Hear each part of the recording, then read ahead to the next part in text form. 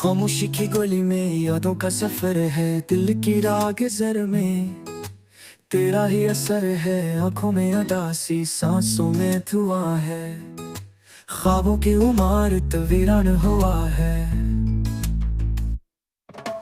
बारिश के कतरों में तेरी सदा सुनता हूँ, तन्हाई के लम्हों में खुद को जला देता हूँ। चांदनी की चादर भी अब बेनूर लगे है, रात की हर सुस्की मेरा दिल चीर दे है। यादों के दरीचे में एक अक्स अधूरा है, मोहब्बत की किताब का हर सफ़ा अधूरा है।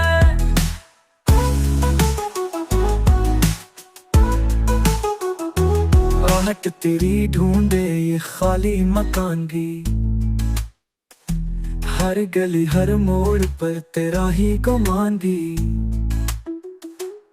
ख्वाबों का जनाजा चुपचाप था है, खुशबू के किनारे पर दर्द सोया हुआ है।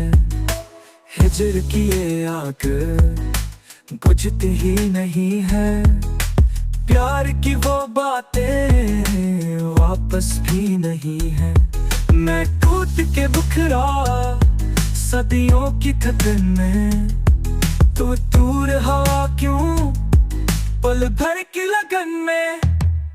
यादों की जंजीरें मेरी जान का पहरा, तन्हा दिल की धड़कन खामोश सा सहरा। ना मंजिल ना रास्ता, बस धुंध है चारों सो, तन्हाई का आलम और दिल है टूटा हुआ।